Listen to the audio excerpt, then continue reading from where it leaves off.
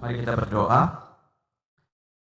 Tuhan, segala puji syukur kami naikkan kepadamu untuk setiap anugerah-Mu, berkat-Mu, kasih-Mu yang begitu besar di dalam kehidupan kami.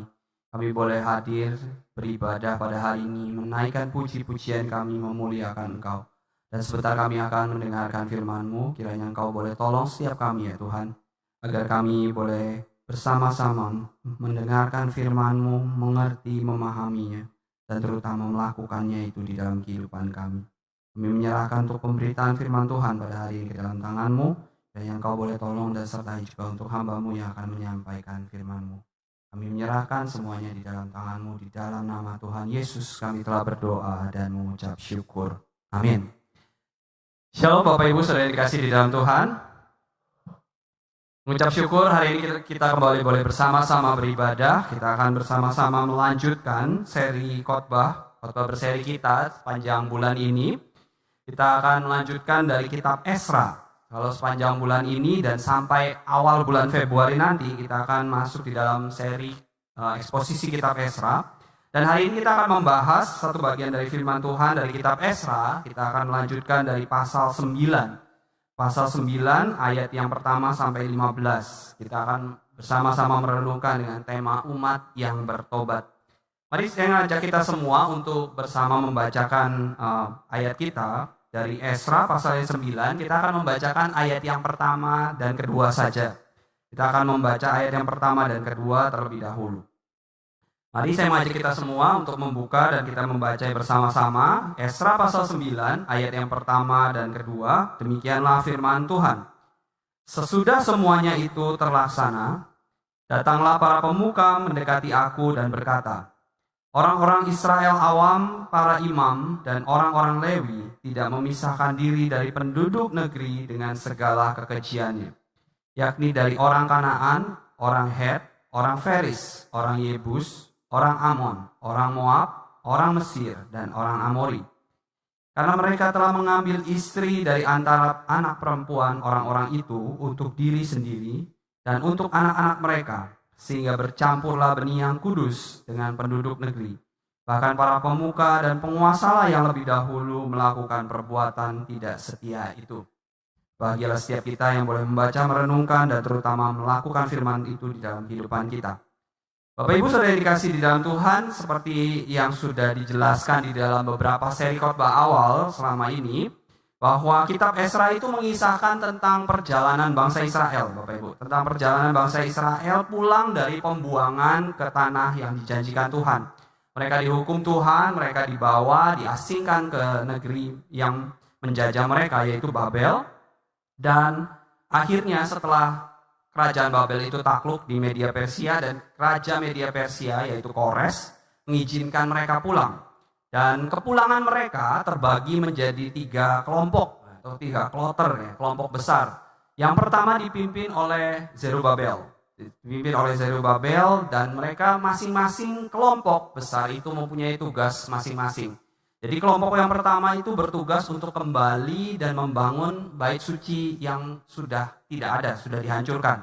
Jadi ketika mereka itu dijajah, mereka ditangkap, ditawan, bait Allah mereka itu diratakan, di bumi hanguskan. Jadi mereka harus kembali lagi membangun bait suci mereka.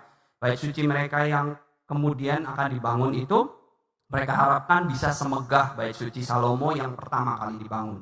Jadi tugas daripada Zerubabel dan rombongannya adalah kembali dan kemudian membangun bait suci. Karena bait suci pada masa itu di umat Israel merupakan bagian yang sangat penting karena lambang kehadiran Tuhan, lambang penyertaan Tuhan. Jadi makanya mereka datang, yang pertama kali harus mereka lakukan adalah membangun bait suci. Rombongan yang kedua sekitar 60 tahun kemudian, kalau kita baca di pasal 7 sampai 15, jadi rajanya itu udah berganti ya, saking lamanya.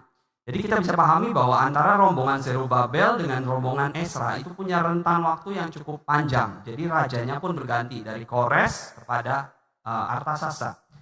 Dan di sana Esra itu kembali dan punya tugas utama adalah membangun kembali spiritualitas daripada bangsa Israel.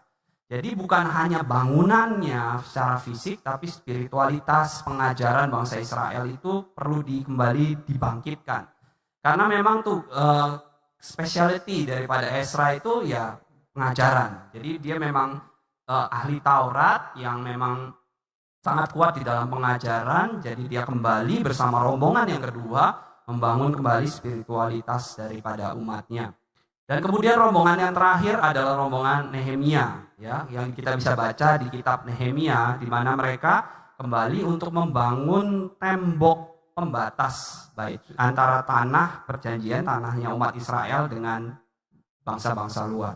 Jadi kalau kita biasa membaca kitab Ezra dan Nehemia itu biasa dibaca secara berpasangan, ya, secara sekaligus, karena mengisahkan tentang satu cerita yang sama, yaitu kembalinya bangsa Israel dari pembuangan kepada tanah yang dijanjikan Tuhan. Dan kepulangan bangsa Israel ini adalah sebuah penggenapan dari janji Tuhan. Karena Tuhan sudah menjanjikan sebelumnya, bahkan ketika umat Tuhan itu mau dihukum, aku akan menghukum engkau, tetapi aku akan membawa kamu kembali. Engkau akan diasingkan ke tanah yang di mana negaranya tidak mengenal Tuhan, tapi kamu akan aku bawa pulang. Dan kepulangan bangsa Israel akhirnya menggenapi apa yang Tuhan telah janjikan. Menggenapi apa yang telah Tuhan sampaikan melalui para nabi-nabinya, bahkan sebelum bangsa Israel itu dihukum. Jadi kepulangan bangsa Israel ini mempunyai arti yang sangat penting karena membuktikan bahwa Tuhan itu sangat setia pada janjinya. Namun kalau kita baca di dalam ayat yang kita bersama-sama baca, kepulangan bangsa Israel ini setelah melewati masa pembuangan, setelah mereka dikembalikan lagi ke tanahnya, itu justru memperlihatkan bahwa umat Tuhan itu tidak mengalami pertobatan yang menyeluruh, Bapak Ibu. Kalau kita baca di ayat yang pertama, mereka itu melakukan kembali berbuat dosa. Umat Israel padahal udah melewati masa pembuangan, udah masa pengasingan, udah dihukum, dan kemudian dibawa kembali. Tetapi kita bisa melihat bahwa umat Israel itu tidak mengalami pertobatan yang menyeluruh. Mereka kembali berbuat dosa. Kalau di ayat yang pertama kita bisa baca, saya memberikan highlight di bagian tersebut. Dikatakan bahwa orang Israel awam, para imam, dan orang-orang Lewi tidak memisahkan diri dari penduduk negeri dengan segala kekejiannya. Dikatakan bahwa pada saat itu bangsa Israel, Ezra datang dan kemudian mendapat laporan bahwa orang-orang Israel, para imam, orang-orang Lewi, mereka tidak memisahkan diri dengan penduduk negeri itu. Bagian ini kita harus jelas karena yang difokuskan dari kisah ini bukan soal perkawinan dengan beda ras. Bukan itu fokusnya. Karena seringkali kita mencampur adukan, tetapi ini soal bagaimana bangsa yang dipilih umat Tuhan itu bercampur dengan bangsa yang tidak mengenal Tuhan. Sebagai umat Tuhan memiliki tugas tanggung jawab untuk clear secara identitas gitu. Identitasnya itu mesti benar. Identitas dan tindakan dan perilakunya itu benar. Jadi fokus daripada kisah ini bukan tentang perkawinannya, bukan tentang bagaimana mereka kawin-mengawin dengan bangsa lain, tetapi bagaimana hidup mereka. Mereka tidak menguduskan diri mereka dengan orang-orang atau penduduk negeri yang tidak percaya pada Tuhan. Miris kalau kita melihat ayat ini karena kalau kita baca bahwa yang melakukannya itu bukan hanya orang-orang biasa gitu, bukan hanya orang-orang yang mungkin pengetahuan imannya tidak mendalam, tetapi dikatakan bahwa orang Israel awam, para imam, dan orang-orang Lewi. Bahkan dikatakan di ayat kedua bahwa yang lebih dulu melakukannya adalah para pemuka, penguasa, dan para pemimpin.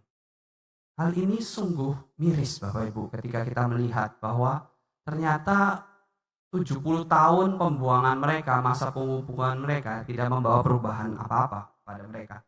Mereka tidak mengalami pertobatan yang sungguh atau menyeluruh gitu ya. Ditambah lagi kalau kita baca di pasal 9, di ayat-ayat sebelumnya, di pasal 8, ayat-ayat terakhir, kita bisa melihat bahwa bangsa Israel itu baru saja melakukan ucapan syukur, baru mengadakan ibadah ucapan syukur, mereka mengadakan korban persembahan, korban ucapan syukur.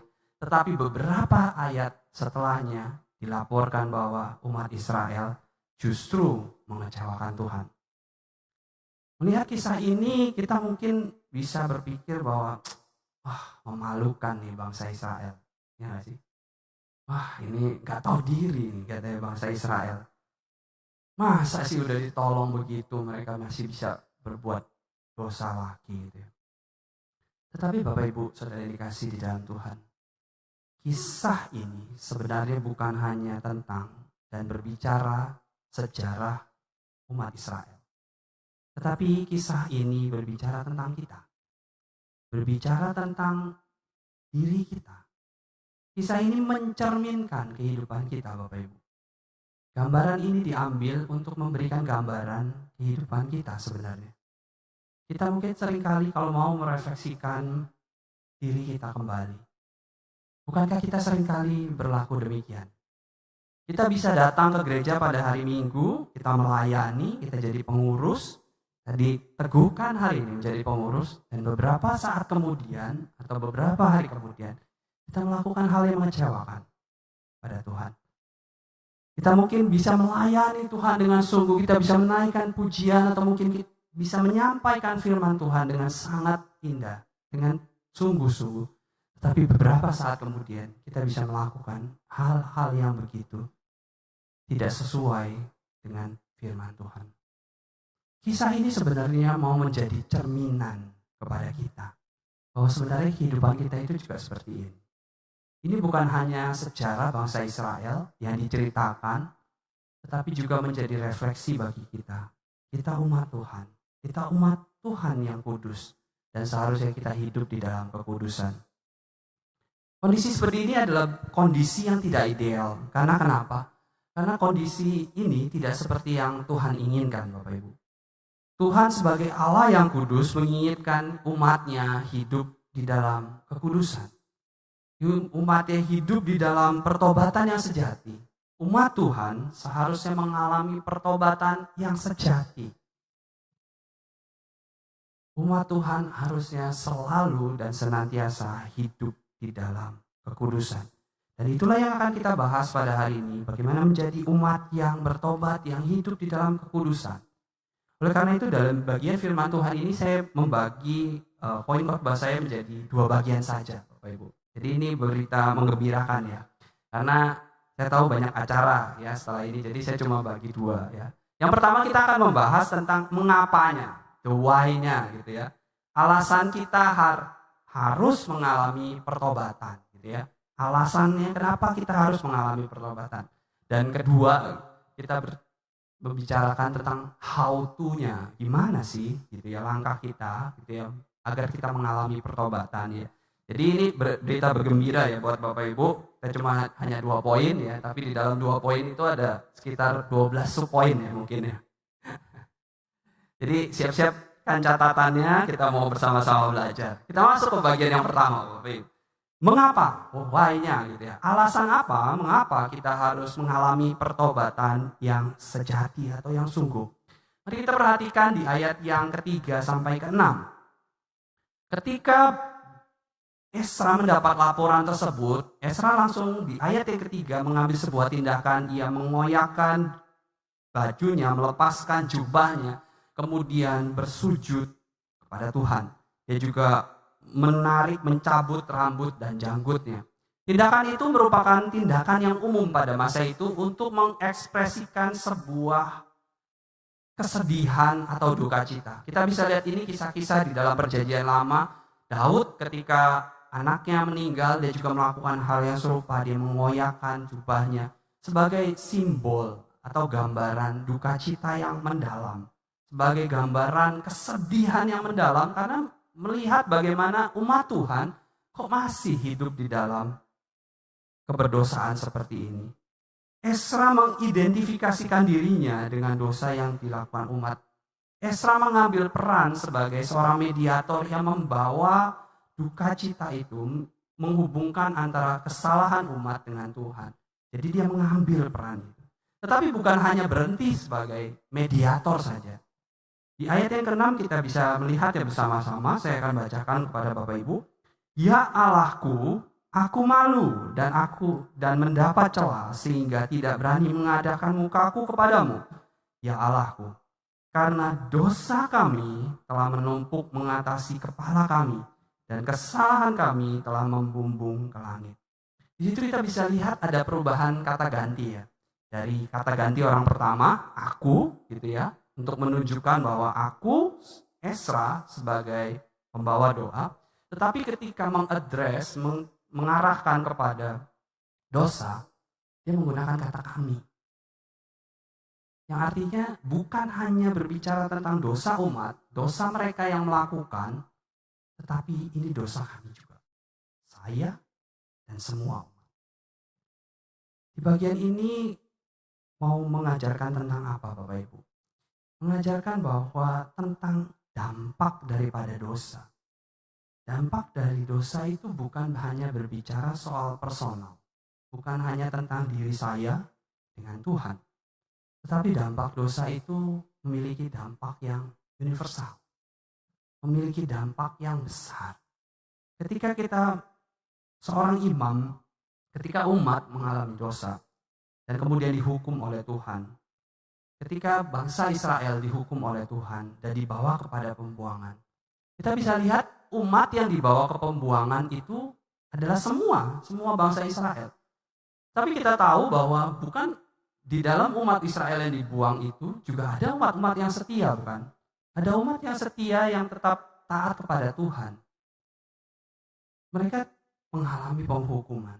Kita bisa baca di dalam kitab Daniel, bahkan kitab Esra, Nehemia, Yeremia, bahwa ketika Tuhan menghukum umat Tuhan, semua umat, baik yang setia maupun tidak setia, mengalaminya.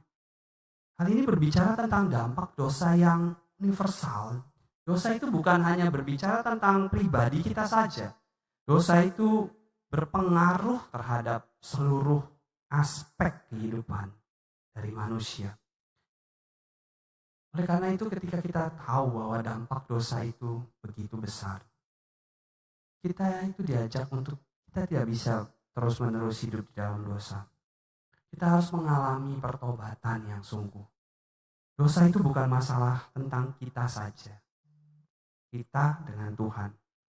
Tetapi dosa yang kita lakukan itu lambat laun akan mempengaruhi seluruh aspek kehidupan kita. Kita tidak bisa bilang bahwa saya jadi pemimpin dan saya tetap hidup dalam dosa, itu nggak apa-apa. Ini hanya berkaitan dengan saya dengan Tuhan. Saya bisa melakukan memimpin dengan baik. Tapi sudah banyak contoh gitu ya, kita lihat bagaimana keberdosaan pemimpin itu juga akan berpengaruh terhadap orang-orang yang dipimpinnya. Dan juga berpengaruh merusak perusahaan, organisasi yang dipimpinnya. Ketika bilang orang tua hidup di dalam dosa, kita bisa berpikir bagaimana dengan yang diajarkan kepada anaknya? Apa yang mau diajarkan kepada nilai hidup apa, contoh teladan hidup apa yang mau diajarkan? Kita tidak bisa bilang hanya dosa itu soal saya aja. Enggak. Dosa itu punya dampak yang universal dan memberikan dampak ke seluruh aspek kehidupan kita. Dan aspek itu merusak. Karena ini kita bisa lihat di dalam kisah kejatuhan manusia di dalam dosa. Ketika manusia pertama jatuh di dalam dosa, maka itu merusak relasi seluruh umat manusia. Relasi antara Allah dengan manusia. Ketika kita tahu bahwa dampak dosa itu akan merusak seluruh apapun yang ada di sekitar kita. Kita seharusnya sadar bahwa kita tidak bisa terus-menerus hidup di dalam dosa, Bapak Ibu. Kita tidak bisa terus-menerus membiarkan dosa kita, lubang-lubang ketidakkudusan dalam hidup kita biarkan. Oh gak apa-apa, itu kan urusan saya, urusan pribadi. Gak bisa. Lambat laun akan menggerogoti hidup kita dan merusak seluruh apapun yang ada di sekitar kita. Itu alasan pertama mengapa kita harus mengalami pertobatan yang sungguh. Karena dosa itu memiliki dampak yang universal, yang akan merusak seluruh aspek kehidupan kita.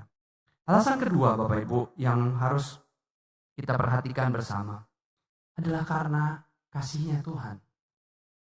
Karena kasihnya Tuhan di dalam kehidupan kita. Dan kasihnya Tuhan itu dinyatakan dalam dua hal. Yang pertama, kita bisa perhatikan di ayat 8 dan 9. Esra menyadari bahwa di dalam keberdosaan umat, di tengah ketidaklayakan umatnya, Esra bisa melihat bahwa Allah itu tetap setia kepada umatnya.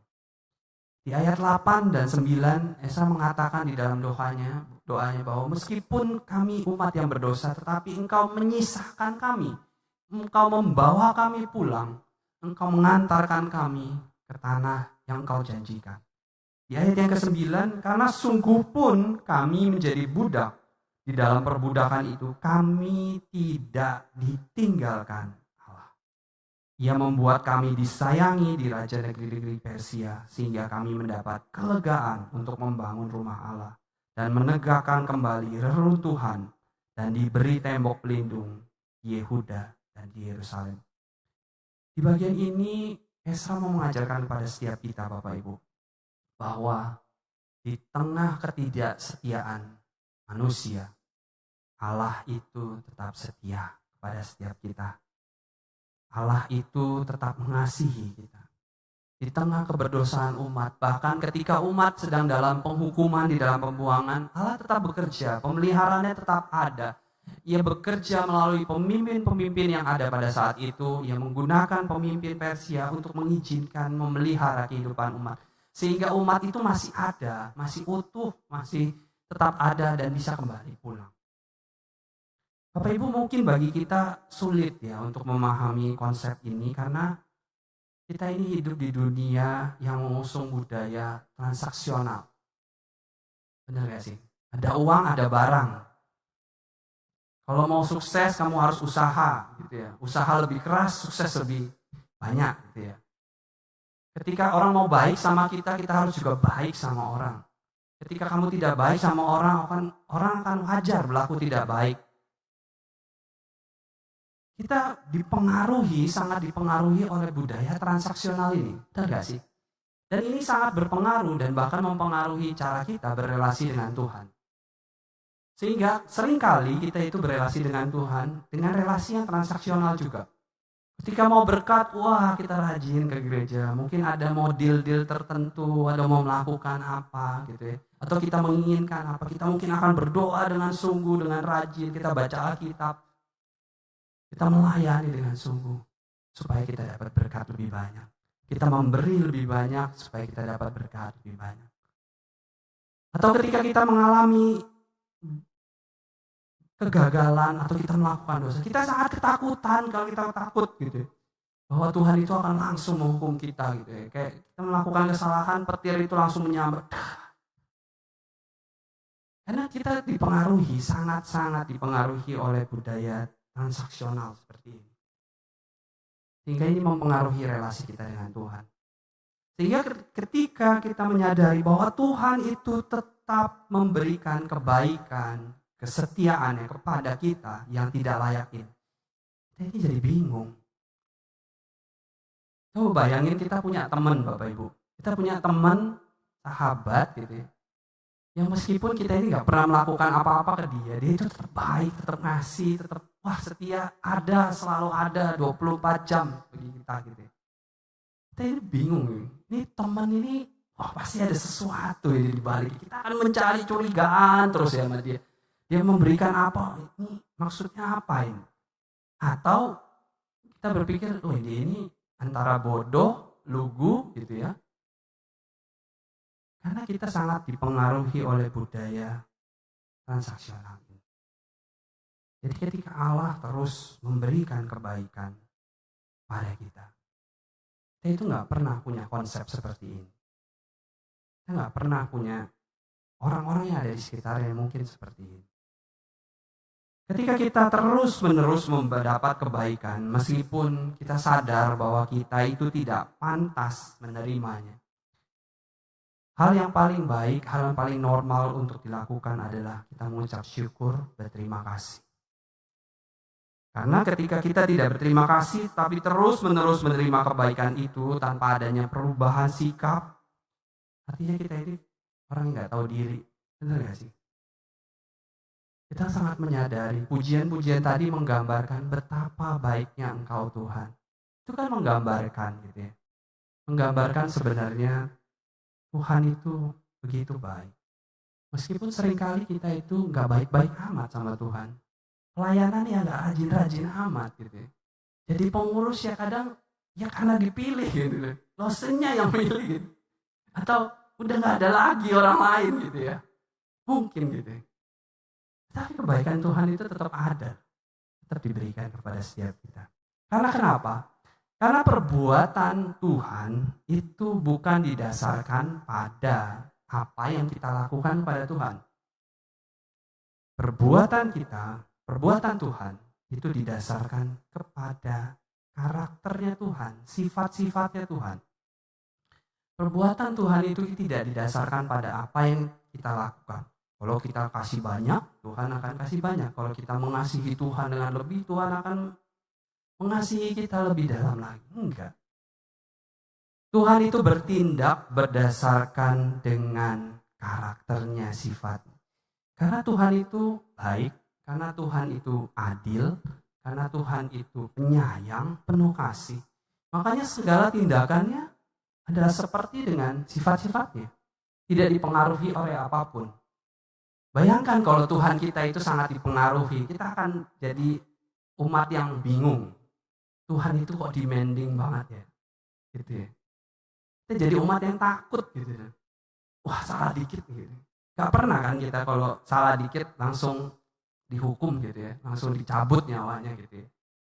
Karena perbuatan Tuhan, apa yang Tuhan lakukan itu didasarkan pada sifat-sifatnya, karakter. Bukan berdasarkan apa yang kita lakukan. Apa yang diberikan itu selalu yang terbaik. Yang bintang 5. Servisnya itu selalu bintang 5. Dia melayani, memberikan kita selalu bintang 5. Meskipun seringkali apa yang kita berikan sama Tuhan itu bintang 3, bintang 2 gitu. Bintang 5 sekali-sekali gitu kan. Kita bersyukur punya Allah yang seperti itu, Bapak Ibu. Kita bersyukur kesetiaannya tetap ada di tengah ketidaksetiaan kita. Dan kesetiaan itu terus memancar kepada setiap kita. Meskipun kita ini tidak layak. Dan itu ya seharusnya menjadi alasan bagi kita untuk kita mengalami pertobatan yang sejati. Pernyataan kasih Allah yang kedua, ia nyatakan bahwa ia tidak pernah membalas atau menghukum setimpal dengan apa yang kita lakukan. Dikatakan di Esra pasal yang 9 ayat yang ke-13. Dikatakan seperti ini. Sesudah semua yang kami alami oleh sebab perbuatan kami yang jahat dan oleh sebab kesalahan kami yang besar, sedangkan Engkau ya Allah kami tidak menghukum setimpal dengan dosa kami dan masih mengaruniakan kepada kami orang-orang yang terluput sebanyak. Pernyataan kasih Allah itu juga dinyatakan dengan Dia tidak menghukum setimpal dengan apa yang kita berbuat. Kalau kita mau hitung-hitungan gitu ya, kita itu seharusnya menerima hukuman yang lebih besar dan lebih berat. Umat Israel itu bukan hanya dibuang ke Babel 70 tahun. Pasti seharusnya mendapat yang lebih. Kalau kita mau hitung-hitungan sama Tuhan, ada banyak beribu alasan untuk Tuhan itu tidak mengampuni kita. Tapi Tuhan itu, kalaupun menghukum kita, kalaupun memberikan kita sesuatu, itu tidak setimpal dengan apa yang kita lakukan buat Tuhan. Kita itu seharusnya lebih layak mendapatkan hukuman yang lebih berat. Tetapi Tuhan tidak pernah memberikannya setimpal dengan apa yang kita mau lakukan. Apa yang kita lakukan itu jauh lebih mengecewakan, jauh lebih mendukakan hatinya Tuhan. Tapi sekalipun hukuman yang kita terima, teguran yang kita dapatkan dari Tuhan, itu tujuannya untuk memberikan kesempatan kepada kita mengalami pertobatan. Untuk kesempatan bagi kita untuk sadar bahwa kita ini sudah di dalam jalan yang begitu jauh. Kalaupun kita diberikan kesempatan ditegur oleh Tuhan, itu adalah kesempatan kita untuk kembali kepadanya, mendengar kembali. Satu kutipan dari C.S. Lewis kalau nggak salah, bahwa dia menuliskan bahwa penderitaan itu adalah megafon dari Tuhan. Yang seringkali kita anggap penderitaan itu hukuman dari Tuhan. Penderitaan itu teguran bagi Tuhan karena dosa-dosa kita. Tapi kalau kita mau hitung-hitungan, sebenarnya kita itu seharusnya menderita lebih gitu ya. Tapi teguran itu, penderitaan itu yang kita alami. Coba kita lihat dari perspektif ini. Mungkin ini kesempatan bagi kita untuk merenung lagi kehidupan kita. Kesempatan kita untuk kembali kepada Tuhan dan mengalami pertobatan. Alasan-alasan inilah yang seharusnya memberikan kita dasar mengapa kita harus mengalami pertobatan yang sungguh. Dampak dosa begitu besar. Namun kasih Allah, kasih-Nya yang dinyatakan melalui kebaikan-Nya, kesetiaan. Walaupun Dia menghukum, Dia tidak pernah menghukum setimpal dengan apa yang kita perbuat. Itu seharusnya menjadi dasar bagi kita untuk kita mengalami pertobatan. Untuk menjadi alasan bagi kita untuk kita bertobat dengan lebih sungguh. Itu bagian pertama yang mau saya sampaikan, Bapak Ibu. Dan sekarang kita masuk ke bagian yang kedua, tentang bagaimana langkahnya. Karena kalau saya berhenti di soal alasan doang, mungkin Bapak Ibu akan pulang dengan, berarti saya sudah tahu alasannya. Saya akan pulang dan berusaha dengan sekuat tenaga, dengan kekuatan saya sendiri. Karena seringkali ada banyak kesalahan di dalam sebagai orang Kristen. Kita merasa bahwa pertobatan, pengudusan diri merupakan usaha yang kita lakukan dengan kekuatan kita sendiri. Usaha yang kita lakukan dengan tenaga kita sendiri. Usaha yang kita lakukan dengan, pokoknya saya mau kudus. Gak bisa. Tetapi ada juga ekstrim yang satunya lagi, bahwa pengudusan itu pokoknya urusan Tuhan. Aku berserah kepadamu, biarlah Roh Kudus yang menguduskan kami. Rohani banget ya. Tapi juga bukan itu. Seorang penulis dan teolog bernama Jerry Bridge mengatakan seperti ini, Bapak Ibu. Saya mengutipnya di dalam satu tulisannya, bahwa tidak ada satu orang pun yang dapat menjadi kudus tanpa campur tangan Allah di dalam hidupnya. Sekali lagi saya katakan bahwa tidak ada satu orang pun yang dapat menjadi kudus tanpa campur tangan Allah di dalam kehidupan. Kali ini dia mau berbicara bahwa ketika kita sedang mengejar kekudusan untuk mengalami pertobatan sejati, usaha yang kita lakukan itu bukan usaha yang mengandalkan kekuatan diri kita sendiri. Adalah usaha yang melibatkan campur tangan daripada Allah sendiri di dalam kehidupan kita.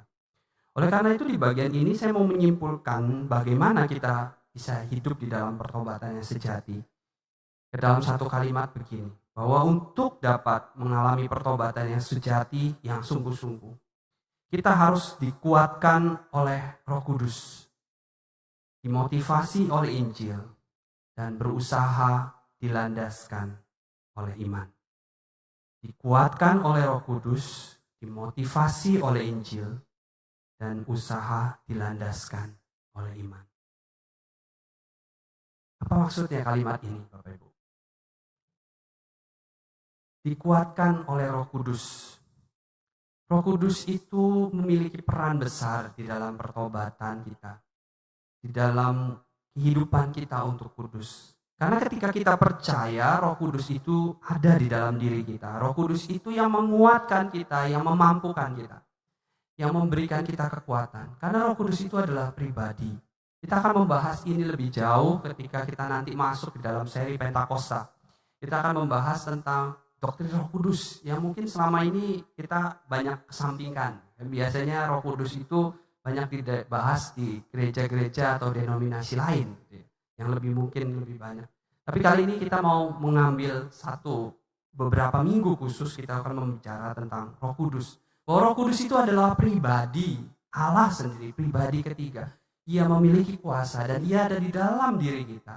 Dan ia memberikan kekuatan, kemampuan. Ketika kita percaya, ketika Roh Kudus ada di dalam kita, berarti satu sisi kita dimampukan untuk menang atas dosa-dosa kita. Kita nggak bisa ngomong bahwa udah emang dari sananya saya udah tidak bisa lepas lagi dari dosa ini. Saya udah berusaha. Gitu. Berarti artinya kita tidak percaya bahwa Roh Kudus itu ada di dalam diri kita. Yang memberikan kekuatan, yang memampukan kita untuk bisa menang. Roh Kudus itulah yang bekerja di dalam kita dan melalui kita. Sehingga ketika kita berjuang bersama di dalam kekudusan, perjuangan yang kita lakukan itu bukan dengan usaha kita sendiri, tetapi usaha yang dikuatkan, dimampukan oleh Roh Kudus yang ada di dalam kita. Dan itulah artinya dikuatkan oleh Roh Kudus dan dimotivasi oleh Injil. Injil firman Tuhan memberikan kita satu perspektif, satu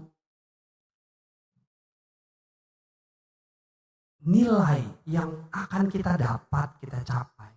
Bahwa ketika kita mengejar kekudusan, kita mengalami pertobatan sejati, ada kenikmatan yang lebih utuh, kenikmatan yang lebih sempurna. Ada sukacita yang lebih sempurna yang akan kita dapatkan. Dan itulah yang diceritakan di dalam Injil, yang di dalam firman Tuhan. Ketika orang berbuat dosa, Bapak Ibu, mereka sebenarnya juga mengejar kenikmatan, mengejar kepuasan, bukan? Ya nggak sih? Berbuat dosa itu nikmat ya? Ya kan? Oh Ibu? Betul. Tapi kenikmatannya bersifat sementara, semu. Yang kita anggap nikmat gitu ya. Yang kita anggap bisa memuaskan ruang di dalam kekosongan di dalam diri kita. Ini dianggap bisa memberikan kita banyak manfaat. Tapi sebenarnya enggak. Di dalam firman Tuhan kita diajarkan bahwa ada kenikmatan yang lebih tinggi, yang lebih sempurna, yang lebih utuh. Itu di dalam Tuhan. Dan Injil firman Tuhan ini yang memotivasi kita, yang mendorong kita untuk kita berjuang menjadi serupa Kristus. Injil firman Tuhan itu yang memampukan kita, yang memotivasi kita, yang memberikan satu nilai yang kekal yang harus kita capai, yang kita dengar ketika kita mengejar kekudusan. Dan usaha yang kita lakukan di dalam iman, kepercayaan kita, bahwa ketika kita mengejar kekudusan, apa yang kita percayai di dalam firman Tuhan, di dalam Injil, akan kita terima. Itulah iman itu. Kita percaya walaupun kita tidak melihat. Kita percaya bahwa kita belum menerima seutuhnya, karena kita baru menerima cicipannya. Ketika Kristus mati bagi kita, ketika Kristus menyelamatkan kita, Dia memberikan kita janji kehidupan yang kekal. Dan kita berjuang dengan kita keiman bahwa kita akan mendapatkan. Dan ketika kita melakukannya, perjuangan kita, Bapak Ibu, mengejar kekudusan, mengalami pertobatan yang sungguh, itu bukan perjuangan yang kita lakukan sendiri. Saya menyimpulkan dalam satu kalimat, cukup yang kuat untuk kita boleh menjadi umat yang bertobat, yang mengalami pertobatan yang sungguh. Karena kita tahu bahwa dampak dosa itu begitu besar. Karena kita tahu bahwa Allah itu begitu mengasihi kita dan terus menyurahkan kasih-Nya. Bagaimana bisa kita bisa mengecewakan orang yang begitu mengasihi kita, yang selalu memberikan kebaikan bagi kita. Tetapi di dalam perjuangan kita mengejar kekudusan, itu bukan perjuangan yang kita lakukan sendiri. Allah telah memberikan Roh Kudus-Nya, dirinya sendiri di dalam diri kita, untuk kita dikuatkan mengejar kekudusan itu. Dan melalui firman-Nya yang terus memberikan kita motivasi dan memberikan kita kekuatan untuk taat sampai mati. Mari kita berdoa. Tuhan, kami mengucap syukur melalui firman-Mu. Kami mengucap syukur untuk kebaikan-Mu, kasih setia-Mu di dalam kehidupan kami. Yang terus Engkau curahkan meskipun seringkali kami mengecewakan Engkau. Tuhan yang tolong setiap kami, Tuhan. Tuhan tolong agar kami di dalam perjalanan kehidupan kami yang mungkin sering jatuh bangun, kami terus boleh berjuang untuk mengejar, mengalami pertobatan yang sejati itu. Dan kiranya perjuangan yang kami lakukan itu bukan mengandalkan diri kami. Karena ketika kami mengandalkan diri kami akan menjadi pribadi yang sombong. tetapi oleh karena Roh Kudus pula, oleh karena firman-Mu lah yang menguatkan kami, yang terus boleh setiap hari membawa kami menjadi semakin serupa Kristus. Kami menyerahkan seluruh kehidupan kami ke dalam tangan-Mu, Engkau yang boleh tolong. Kami yang mungkin masih bekerja, masih sekolah, masih kuliah, kami mungkin yang sedang bergumul di dalam pergumulan kehidupan kami, Tuhan yang boleh tolong dan sertai. Agar kami menjadi umat-Mu yang kudus. Di dalam nama Tuhan Yesus kami telah berdoa dan mengucap syukur. Amin.